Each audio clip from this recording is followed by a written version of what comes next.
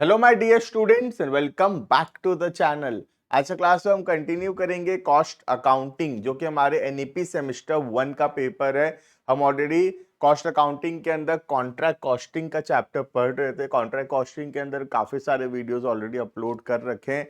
आज के क्लास में हम कुछ थ्योरेटिकल क्वेश्चंस देखेंगे जो कॉन्ट्रैक्ट कॉस्टिंग से रिलेटेड है और एग्जाम में आ सकता है। जैसे कि कॉन्ट्रैक्ट कॉस्टिंग का फीचर्स क्या होता है, जॉब कॉस्टिंग और कॉन्ट्रैक्ट कॉस्टिंग में क्या फर्क है, या फिर रिटेंशन मनी, प्रोग्रेस पेमेंट, ये सब क्या होता है, इन सब के बारे में एग्जाम में रिपीटेटिवली क्वेश्चंस पूछा गया है। तो ये सब थ्योरेटिकल पोर्शन है जो अच्छे से पढ़ के जाना जरूरी है एग्जाम से पहले, right. But before we start the video you can check the description में एक ऐप का लिंक है। ऐप को डाउनलोड करो, रजिस्टर करो और complete videos, notes, practice sets, important question सब कुछ अवेलेबल होगा।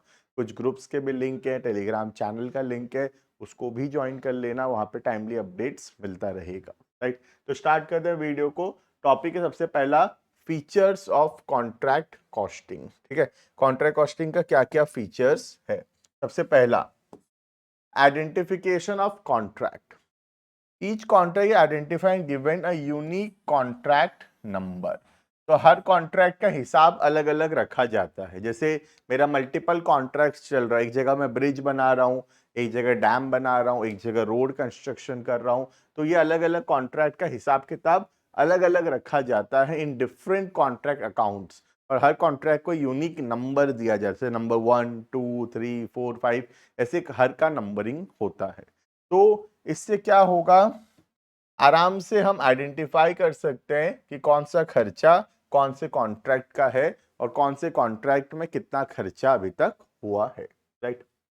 Each contract treated as a cost unit. हर कॉन्ट्रैक्ट के लिए अलग से हिसाब रखा जाता है, ठीक है। Next, cost accumulation. Direct costs such as material and labor, subtractors expense and other directly attributable costs identify and assigned to specific contracts. जो डायरेक्ट खर्चा है जो कोई पर्टिकुलर कॉन्ट्रैक्ट से रिलेटेड है, उस खर्चे को हम उसी कॉन्ट्रैक्ट में लिखते हैं। जैसे हमको पता है कि ये खर्चा जो है डैम बनाने के लिए यूज हुआ है, तो वो खर्चा फिर डैम वाले कॉन्ट्रैक्ट में लिखेंगे। हमको पता है कि ये वाला खर्चा रोड बनाने में यूज हुआ है, तो ये खर्चा को रोड वाले कॉन्ट्रैक्ट में लिखेंगे, राइट। अब ऐसा भी हो सकता है कुछ इनडायरेक्ट खर्चा हो जो कि कॉमन खर्चा है, जो खर्चा सारे कॉन्ट्रैक्ट्स के लिए हुआ है। इस खर्चे से सारे कॉन्ट्रैक्ट में बेनिफिट मिल रहा है, डैम में भी, रोड में भी, ब्रिज में भी, सारा कॉन्ट्रैक्ट के अंदर ये खर्चा कॉमन है। तो ऐसे कॉमन खर्चा को हम डिवाइड करेंगे बिटवीन डिफरेंट कॉन्ट्रैक्ट्स। तो जो इनडायरेक्ट कॉस्ट होगा उसको एलोकेट करेंगे डिफरेंट कॉन्ट्रैक्ट्स के ऊपर on the basis of certain point, जैसे कि या तो लेबर आवर्स के हिसाब से या फिर मशीन आवर्स के हिसाब से। क्लियर है। तो जो स्पेसिफिक कॉस्ट है जो कोई पर्टिकुलर कॉन्ट्रैक्ट से रिलेटेड है, उस खर्चे को उस कॉन्ट्रैक्ट में एलोकेट करेंगे।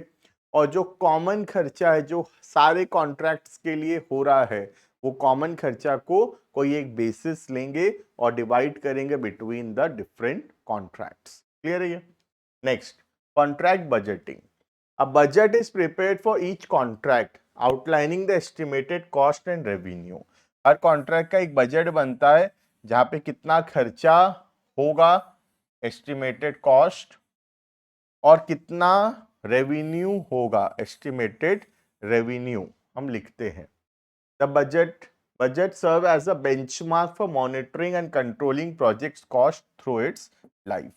तो ये जो बजट है ये हेल्प करता है कॉस्ट कंट्रोलिंग करने में। कॉस्ट कंट्रोलिंग का मतलब टू एंश्योर दैट कि जो खर्चा है वो हमारे बजट के हिसाब से हो रहा है, राइट। तो हर कॉन्ट्रैक्ट का एक बजटेड कॉस्ट निकलता है कि कितना खर्चा होगा इस कॉन्ट्रैक्ट में हमारे हिसाब से एस्टिमेटेड, और कितना रेवेन्यू, कितना इनकम इससे होने वाला है। Clear. Next, progress measurement. Contract costing involve measuring the progress of contract. Contract कितना आगे बढ़ा, कितना हद तक कॉन्ट्रैक्ट कंप्लीट हुआ है, ये डिटरमाइन करने में हेल्प करता है कॉन्ट्रैक्ट कॉस्टिंग।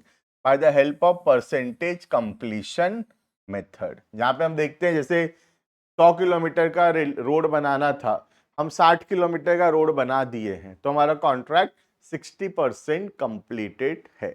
इस 60% कंप्लीटेड कॉन्ट्रैक्ट में हम नोशनल प्रॉफिट निकालते हैं। तो ये सब पॉसिबल हो पाता है due to contract costing, right.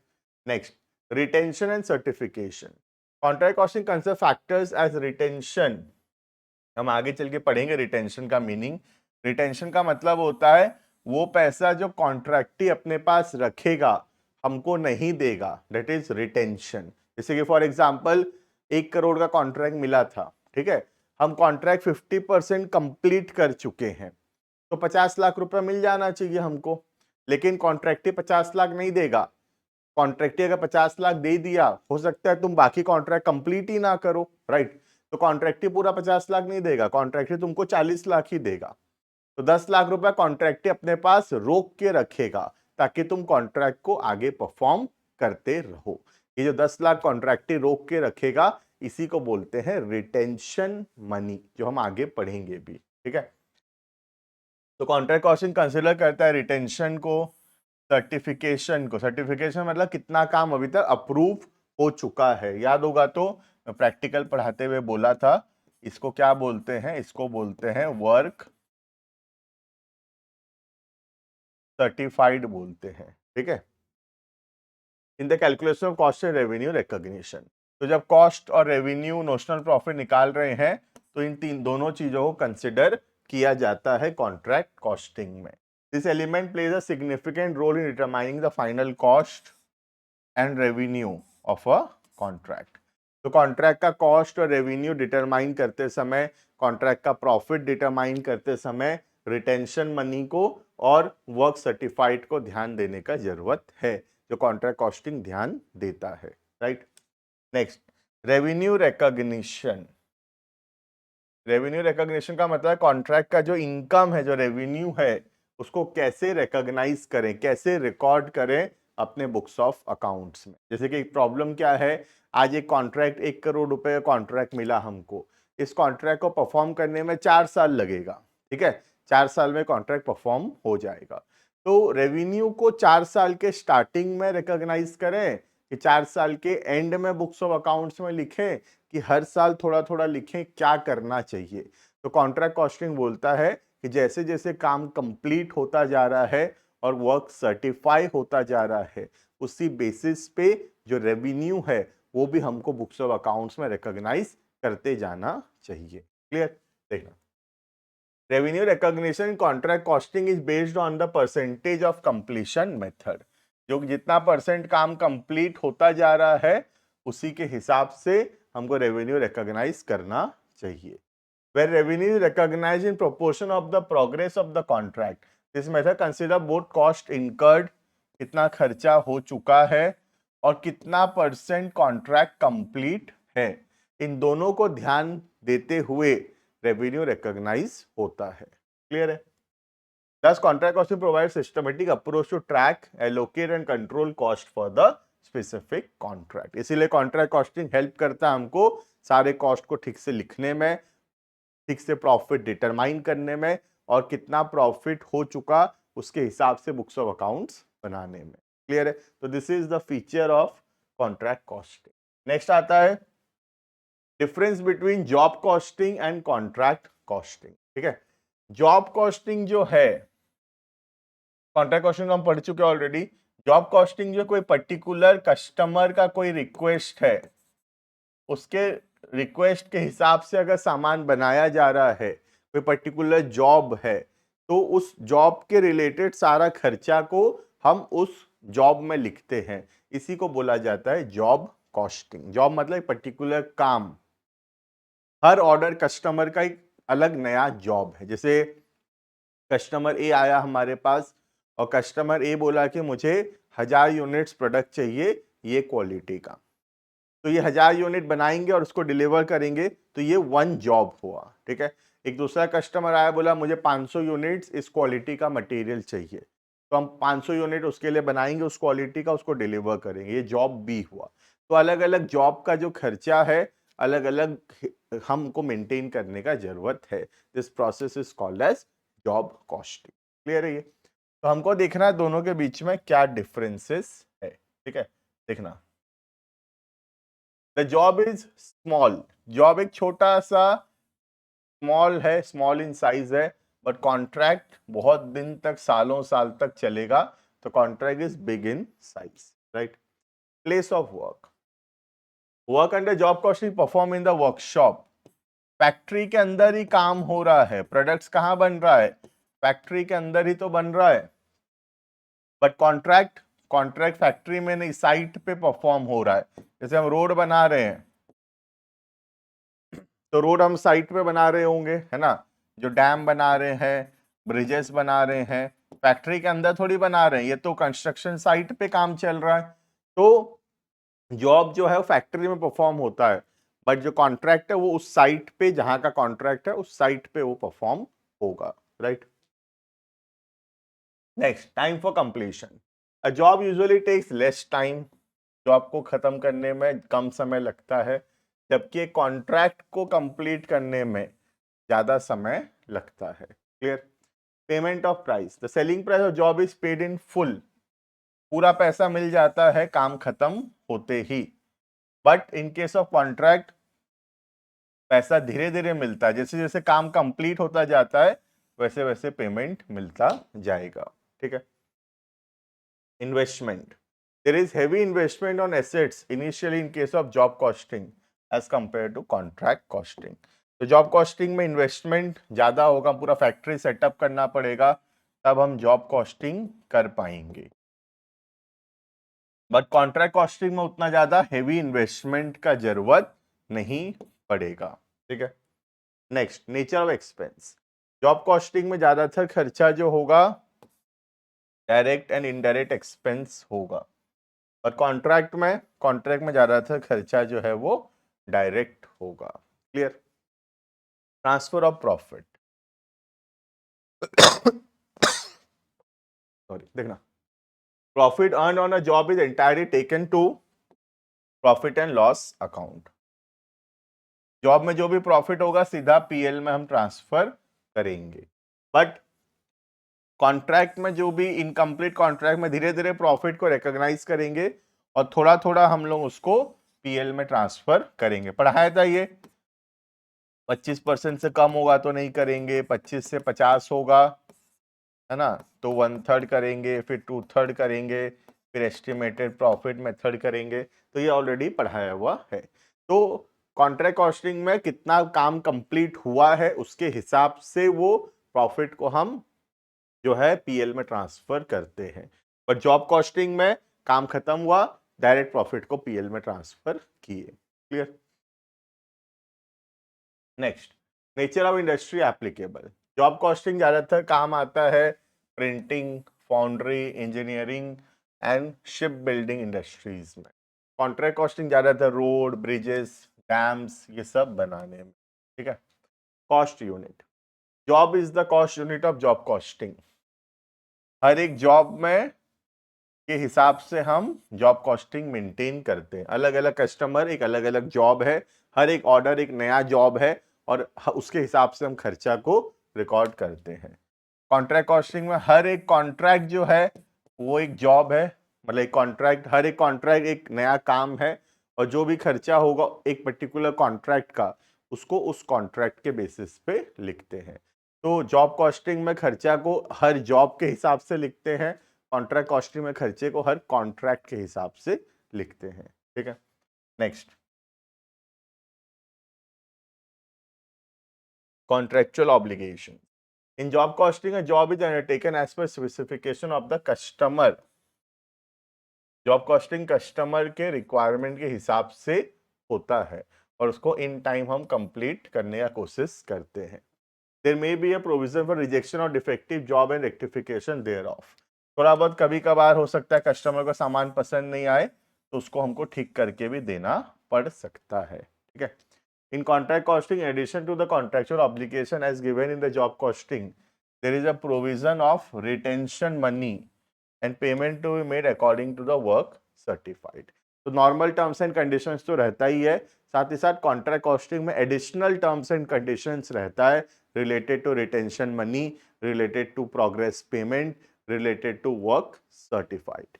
अब ये रिटेंशन मनी क्या होता है, प्रोग्रेस पेमेंट क्या होता है, ये अभी हम आगे पढ़ने वाले हैं। ठीक है, next, cost accumulated and variance analysis.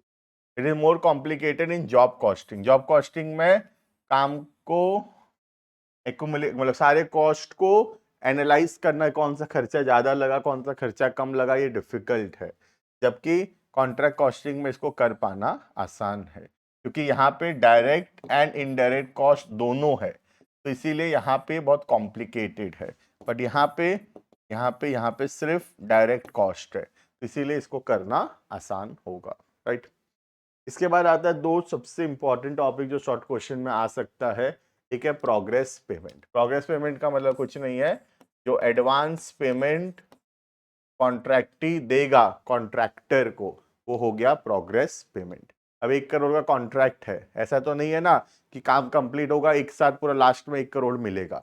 थोड़ा थोड़ा पैसा मिलते जाना चाहिए, जैसे जैसे काम होता जा रहा है, जितना काम होता जा रहा है उसके हिसाब से थोड़ा बहुत पैसा मिलते जाना चाहिए। That is called as progress payment. ठीक है, a contractor gets payment for the work done on the contract based on work completion. जितना काम होता जा रहा है उसके हिसाब से पैसा मिलता जाएगा. Since a contract takes longer period to complete and requires large investment in working capital to progress the contract work, hence it is desirable by the contractor to have a periodic payment. क्योंकि बहुत ज्यादा investment है contract को perform करने में, plus बहुत ज्यादा समय भी लगेगा कॉन्ट्रैक्ट को परफॉर्म करने में, इसलिए जरूरी है कि जो कॉन्ट्रैक्टी है थोड़ा बहुत पैसा टाइम टू टाइम देता रहे to the contractor, so that contractor काम को कंटिन्यू रख सकेगा. ये जो एडवांस दे रहा है कॉन्ट्रैक्टी कॉन्ट्रैक्टर को थोड़ा थोड़ा करके, इसी को बोलते हैं प्रोग्रेस पेमेंट.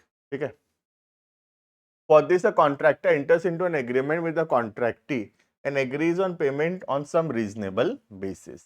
तो इसमें कोई एग्रीमेंट किया जाता है और उस एग्रीमेंट में एक रीजनेबल बेसिस डिसाइड होता है जिस हिसाब से पैसा मिलेगा. और जनरली वो क्या होता है, परसेंटेज ऑफ वर्क कंप्लीटेड. तुम जितना काम कंप्लीट करते जाओगे उस हिसाब से तुमको पैसा मिलता चला जाएगा, राइट. तो ये बहुत जरूरी है, क्योंकि अगर थोड़ा बहुत पैसा काम के हिसाब से नहीं मिलता रहेगा तो कॉन्ट्रैक्टर फिर काम को कंटिन्यू नहीं रख सकेगा. क्योंकि सोच लो एक कॉन्ट्रैक्ट को परफॉर्म करने 5 साल लगेगा और उसमें 10 करोड़ का इन्वेस्टमेंट है, तो कॉन्ट्रैक्टर कहां से लाएगा 10 करोड़ रुपए, 5 साल वेट कैसे करेगा. तो जैसे जैसे वो काम करता जा रहा है थोड़ा थोड़ा पैसा आता जाएगा, तो वो काम को वो कंटिन्यू कर सकेगा, राइट. नेक्स्ट आता है रिटेंशन मनी. रिटेंशन मनी क्या होता है देखना, जैसे 100 किलोमीटर का हाईवे बनाना है और कॉन्ट्रैक्ट हुआ है, एग्जाम्पल के तौर पे मैं बोल रहा हूं 100 करोड़ में. ठीक है, मतलब 1 करोड़ रुपए लगेगा 1 किलोमीटर हाईवे बनाने में. ठीक है, तो तुम अगर सोच लो 50% कंप्लीट कर लिए हो, मतलब 50 किलोमीटर हाईवे बना दिए हो, तो उस हिसाब से तुम्हारा कितना रुपया मिल जाना चाहिए तुमको, 50 करोड़ रुपया मिल जाना चाहिए, राइट. बट कॉन्ट्रैक्टी 50 करोड़ रुपया नहीं दिया तुमको, सिर्फ 40 करोड़ रुपया दिया.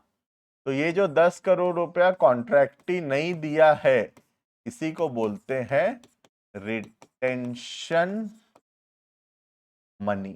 ठीक है, और ये जो 40 करोड़ रुपया दे दिया है, इसको क्या बोलते हैं, इसको बोलते हैं प्रोग्रेस पेमेंट. क्लियर है.